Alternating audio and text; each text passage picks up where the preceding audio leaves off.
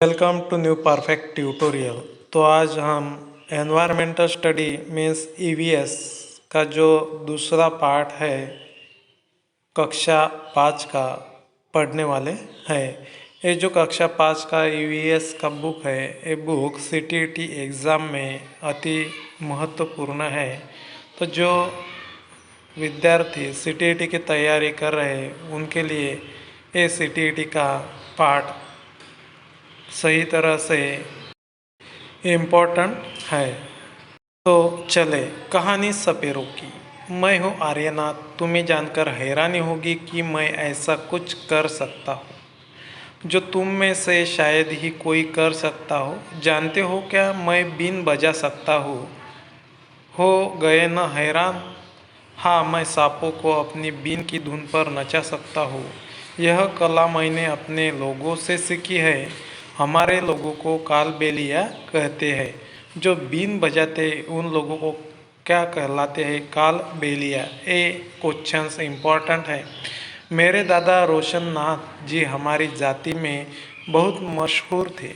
वे बहुत आसानी से खतरनाक और जहरीले सांपों को पकड़ लेते थे। वे मुझे कई बार अपने बीते दिनों के किस्से अभी भी सुनाते हैं। आओ तुम भी सुनो उनकी कहानी उन्हीं की जुबानी। नाग गुम्फन। ये जो पेंटिंग दिखी हुई है, उस पेंटिंग को नाग गुम्फन कहते हैं। ऐसे डिजाइन रंगोली, कढ़ाई और दीवारों को सजाने के लिए सौराष्ट्र, गुजरात और दक्षिण भारत में प्रयोग किए जाते हैं। ये भी एक आपका क्वेश्चन होता है। यादें दादाजी की।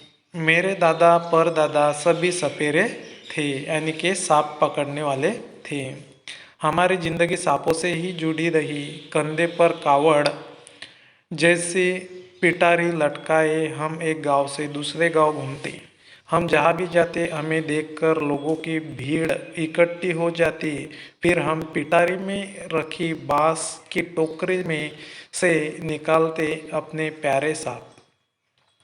सांपों का नाच देख लेने के बाद भी लोग वहीं रुकते रहते थे। उन्हें पता होता कि हमारे टीम के डिब्बे में उनके कई रोगों की दवा होगी।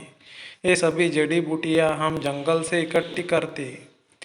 मैंने भी यह सब अपने दादाजी से सीखा। मुझे अच्छा लगता कि जहाँ डॉक्टर नहीं है वहाँ भी मैं अपनी दवाइयों से लोगों की कुछ मदद कर पाता। दवाइयों के बदले लोग हमें कभी अनाज दे देते तो कभी पैसे। बस इसी तरह गुजर बसर हो जाती। कई बार मुझे ऐसे घरों में भी बुलाया जाता जहाँ किसी को सांप ने काटा हो। तब मैं सांप के डंक के निशान से यह जानने की कोशिश करता कि किस सांप ने काटा है। उसे मैं सांप के काटने की दवा देता, पर मैं हमेशा समय पर नहीं पहुंच पाता हूँ। जानते हो ना, कुछ सांप ऐसे भी होते हैं जिनके काटने ही जान चली जाती है, पर ज़्यादातर सांप जहरीले नहीं होते। कभी कभी जब कोई किसान सांप सांप चिल्लाता हुआ भागा आता, तब मैं ही उस सांप को पकड़ता। आखिरकार मैं बचपन से ही सांप पकड़ना जानता हूँ। वे बहुत बढ़िया दिन थे। लोगों की हम बहुत मदद कर पाते थे। लोग भी हमारे बहुत इज्जत करते थे। आजकल की तरह नहीं था। अब तो मनोरंजन के लिए ज़्यादातर लोग टीवी देखते हैं। जब मैं बड़ा हुआ तो मेरे पिताजी ने मुझे सांप के डसने वाले दांत निकालने सिखाए। जहरीले सांप की जहर की नली बंद करना भी सिखाया। बताओ, ये जो क्वेश्चंस है, ये क्वेश्चंस के आंसर आपको देने होते हैं। क्या तुमने कभी किसी को बीन बजाते देखा है? कहाँ? ये जो क्वेश्चंस दिए हुए हैं वो क्वेश्चंस आप कर सकते हो। अब हम क्या करें? आर्यनाथ, तुम्हारे पिताजी बहुत छोटे के साथ गांव गांव घुमा करते थे। उन्होंने बीन बजाना अपने आप ही सीख लिया था। आज की सोचो तो बहुत परेशानी होती है।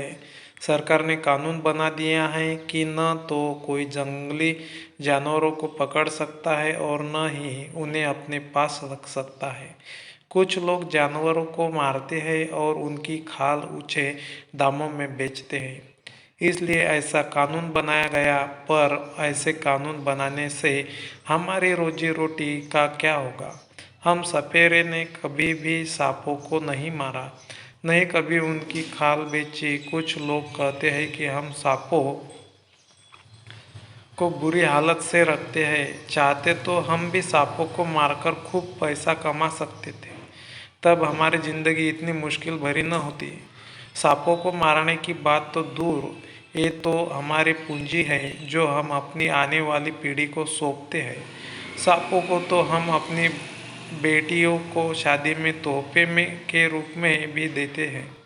हमारे कालबेलिया नाच में भी सांपों जैसी मुद्राएं होती हैं।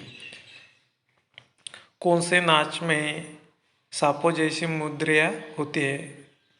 आंसर आएगा आपका कालबेलिया नाच। आर्यनाथ, तुम्हें अपने लिए अलग तरह की ज़िंदगी सोचनी पड़ेगी। तुम भी अपने पिताजी की तरह बीन बजाने में माहिर हो। तुम अपने साथियों के साथ मिलकर एक बीन पार्टी बनाकर लोगों का मनोरंजन कर सकते हो। पर तुम पीढ़ियों से मिले सांपों के इस ज्ञान को व्यर्थ न गंवाना। ये जो पिक्चर दिया है बीन पार्टी के बाजे, बीन, तुम्बा, खंजीर और ढोल, ढोल के अलावा बाकी तीनों बाजे सूखी लौकी से बनाए जाते हैं। जो बीन बनती है वो किससे बनती है? सूखी लौकी से बनती है। तुम शहरों और गांवों के बच्चों को बताना कि सांपों से न तो डरने की ज़रूरत है और न ही नफरत करने की। उन्हें सिखाना कि कैसे जहरीले सांपों को पहचानना है। उन्हें यह भी बताना कि सांप तो किसान के दोस्त है। सांप न हो तो खेतों में फसलों को चूहों से कौन बचाएगा? अब तुम उन सभी बच्चों को मेरी यह कहानी सुनना, अपनी ज़िंदगी की एक नई कहानी भी बनाना, अपने पोते पोती को सुनाने के लिए। कालबेलिया नाच की एक मुद्रा इन्होंने दिए शिक्षक को संकेत है। इस किस्से में सपेरों और सांपों को आपसी संबंध और निर्भरता को दर्शाया गया है। इसी तरह के और समुदायों पर बातचीत करके यह स्पष्ट किया जा सकता है कि अक्सर इन लोगों का जानवरों के प्रति क्रूर व्यवहार नहीं हो। हमें भी जानवरों को छेड़ना तथा सताना नहीं चाहिए। तो यहाँ पे कुछ लिखने के लिए दिए हैं।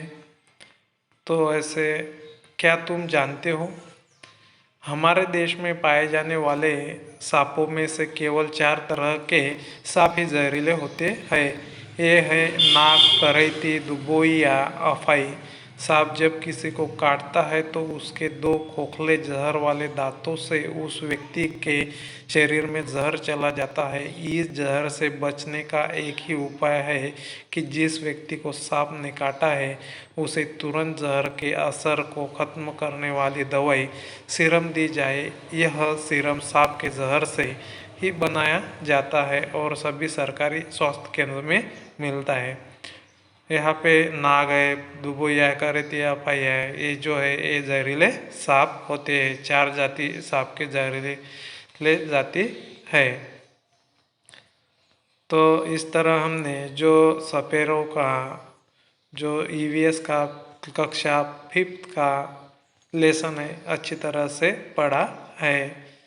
चैनल अच्छा लगे तो चैनल को लाइक, शेयर और सब्सक्राइब कीजिए। धन्यवाद।